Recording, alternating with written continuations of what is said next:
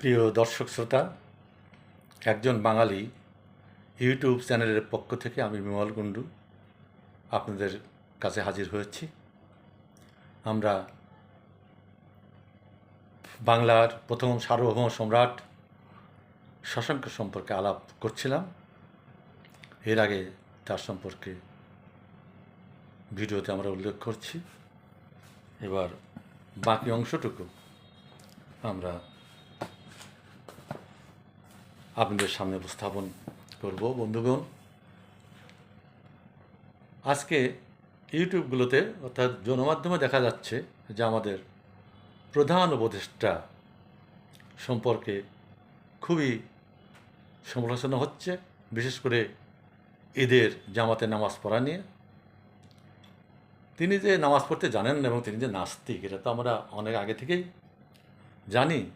কিন্তু আমাদের দেশের আস্তিক ধর্মগুরুরা যারা সারা দিন রাত ভারত এবং হিন্দু ধর্মের বিরুদ্ধে, প্রতিমা পূজার বিরুদ্ধে বিষোদ্গারণ করে চলেছেন, তারা কেন যে ইউনূস সাহেবকে তাদের মাথার উপর বসিয়েছেন এবং কেনই বা তারা কমিউনিস্ট রাষ্ট্র চীনের বন্ধুত্ব কামনা করেন, এটা এখনও আমাদের বোধগম্য হয়নি। যাই হোক, এটা পরের সময় সুযোগ বুঝে আমরা আলোচনা করব। আমরা বাঙালির যে উত্থান, প্রায় 2000 বছর ইতিহাসের পথ আমরা পরিক্রমণ করতে বসেছি এবং ঠিক শূন্যবিন্দু থেকে, যেখান থেকে বাঙালির উদ্ভব, সেখান থেকে আমরা শুরু করেছি এবং 2000 মাইলের পথ, 2000 বছরের পথ আমরা হাঁটব। হাঁটতে হাঁটতে আমাদের দুপাশে যে মণিমুক্ত ছড়ানো আছে বাঙালির সংস্কৃতি, বাঙালির সাহিত্য, বাঙালির ইতিহাস, বাঙালির ভূগোল, বাঙালির ধর্মাচরণ, বাঙালির আচার নিষ্ঠা, যুদ্ধ জয়ের কাহিনী, সব কিছু আমরা এর মধ্যে থেকে তুলে আনবো। এখন প্রথম স্বাধীন সম্রাট শশাঙ্ক সম্পর্কে আমরা বলছি। আমরা ইতিপূর্বে ভিডিওতে বলেছি যে কান্যকুঞ্জের রাজা রাজ্যবর্ধন শশাঙ্কের হাতে পরাজিত এবং নিহত হন। রাজ্যবর্ধনের মৃত্যুর পর তার কনিষ্ঠ ভ্রাতা ইতিহাস প্রসিদ্ধ হর্ষবর্ধন রাজপদে অভিষিক্ত হন। রাজা হয়ে প্রথমে তিনি ভগ্নী রাজ্যশ্রীকে উদ্ধার ও ভাতৃহত্যার প্রতিশোধ নিতে উদ্যোগী হন। পাঠক মহোদয়ের জানা প্রয়োজন যে তৎকালীন সময়ে ভারতবর্ষে বৌদ্ধ আধিপত্যের যুগ। বৌদ্ধ শাসকগণ অবৌদ্ধদের প্রতি খুব একটা সংবেদনশীল ছিলেন না। অপরদিকে নিচু জাতের ছেলে শশাঙ্ক বিশাল সাম্রাজ্যের অধিপতি হওয়ায় ব্রাহ্মণ সম্প্রদায়ও তার প্রতি বিরূপ ছিলেন। তারা যে বঙ্গসন্তান শশাঙ্কের প্রতি কতটা বিদ্বেষ পোষণ করতেন তা এই গ্রন্থ থেকে জানা যায়। বৌদ্ধগ্রন্থ আর্যমঞ্জরি মূল কল্পে শশাঙ্ক হর্ষবর্ধনের যুদ্ধের বিভিন্ন লিপি উদ্যা আছে। এটির প্রতি আমরা একটু নজর দিতে চাই যে শশাঙ্কের প্রতি বৌদ্ধ এবং হিন্দু ব্রাহ্মণরা কীভাবে বিদ্বেষ পোষণ করতেন সে কথা তারা একটা গ্রন্থের মধ্যেই উল্লেখ করে গেছেন। মধ্যদেশে এক মহানুভব বৌদ্ধ রাজার উদ্ভব হয়ে তার নামের আদ্যাক্ষর হবে র, অর্থাৎ রাজ্যবর্ধন। নগ্নজাতি জনৈক রাজার হাতে অর্থাৎ শশাঙ্কর হাতে তার মৃত্যু ঘটবে। তার অনুজ অর্থাৎ হর্ষবর্ধন হবেন রাজ চক্রবর্তী। তিনি সোমের অর্থাৎ শশাঙ্কের বিরুদ্ধে যুদ্ধ ঘোষণা করবেন। পরাক্রান্ত বৈশ্যরাজ সুবিশাল সেনাদল নিয়ে প্রাচ্যদেশে অধার্মিক নৃপতির সুরম্য রাজধানী পুণ্ড অভিমুখে অগ্রসর হবেন। গদাচারী সোমকে শশাঙ্ককে তিনি পরাভূত করবেন। সোমকে বাধ্য করবেন স্বরাজ্যে আবদ্ধ থাকতে। বর্বর রাজার দেশে অনাদারের পর তিনি নিজ রাজ্যে প্রস্থান করবেন।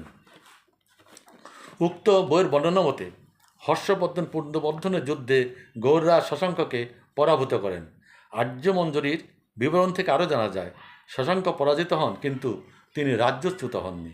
তিনি পূর্বের মতোই স্বাধীনভাবে স্বরাষ্ট্রে তিনি স্বপদে অধিষ্ঠিত ছিলেন। গ্রন্থটির এই বর্ণনায় দ্বিমুখিতার পরিচয় মেলে। শশাঙ্কের প্রতি বিদ্বেষ পরিস্ফুট হয়ে ওঠে। কাজে তার পরাজয়ের ঘটনা সত্য নয়। যে উদ্দেশ্যে হর্ষবর্ধন গৌড়রাজের বিরুদ্ধে এই অভিযান পরিচালনা করেছিলেন তা সফল হয়নি। শশাঙ্কের রাজ্যের এক ক্ষুদ্র অংশও তিনি দখল করতে পারেননি। শূন্য হতে তাকে ফিরে যেতে হয়। হিউয়েন সাংয়ের বর্ণনা মতে আমরা জানতে পারি 637 থেকে 638 খ্রিস্টের মধ্যে তিনি মগধ পরিভ্রমণ করেছিলেন। এই চীনা পরিবারযোগ উল্লেখ করেছেন তার পরিদর্শনে কিছুকাল আগে শশাঙ্ক বৌদ্ধগয়া বোধিবৃক্ষ ধ্বংস করেন এবং তার অনতিকাল পরে শশাঙ্কের মৃত্যু হয়। কাজেই 638 খ্রিস্টাব্দ পর্যন্ত হর্ষবর্ধন মগধ অধিকার করতে পারেননি এবং মগধ রাজ্য আমৃত্যু শশাঙ্কেরই দখলে ছিল। শশাঙ্ক কর্তৃক বোধিবৃক্ষ ধ্বংস কোনো ঐতিহাসিকই সমর্থন করেননি। এখনও এই কাজের জন্য অনেক বাঙালি বুদ্ধিজীবীর বিরূপ মন্তব্য শোনা যায়। বিষয়টি একটু খোলাসা করা হবে। চীনা পরিযায়ীর বিবরণে নিরপেক্ষতার আভাস পাওয়া গেলেও দেশীয় বিজ্ঞজনেরা যে শশাঙ্কের উত্থানকে মোটেও মেনে নিতে পারেননি এবং তাকে অবনমিত করেছেন তাতে বিন্দুমাত্র সন্দেহ নাই। হর্ষবর্ধনের সভাকবি হিন্দু ব্রাহ্মণ বাণভট্ট শশাঙ্ককে গৌরাধম বলে উল্লেখ করেছেন।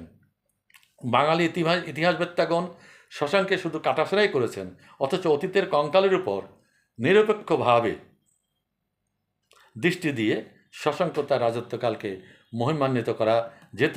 বাঙালি ঐতিহাসিকগণ শশাঙ্কের প্রতি এতটাই বিরূপ ছিলেন যে তারপরে তাদের লেখা পড়ে আমাদের শুধু দ্বিধাগ্রস্তই হতে হয়। তার প্রতি সহানুভূতিশীল কোনো লেখকের লেখা থাকলে তিনি নিশ্চয়ই তার প্রতি কলঙ্ক আরোপ করতেন না এবং শশাঙ্ক হতেন একজন মহান সম্রাট। আমাদের সমস্যা এখানে যে একজন বাঙালি যদি উপরে উঠতে চায় তাহলে আর 5 জন বাঙালি তার ঠ্যাং ধরে নিচে নামায়। শশাঙ্কের বেলায় তাই হয়েছে এবং আজ পর্যন্ত এটা ঘটে চলেছে।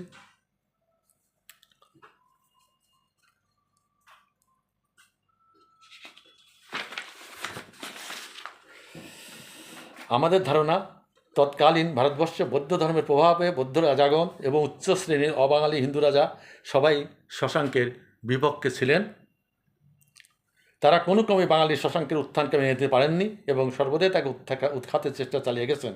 কিন্তু এই বঙ্গ শার্দুল সবাইকে হতবাক করে দিয়ে নিজ বাহুবলে শুভে বাংলা তথা বাংলা, বিহার, উড়িষ্যা অধীশ্বর হন এবং তার রাজ্য মগধসহ উত্তরপ্রদেশে বারাণসী পর্যন্ত বিস্তৃতি লাভ করে।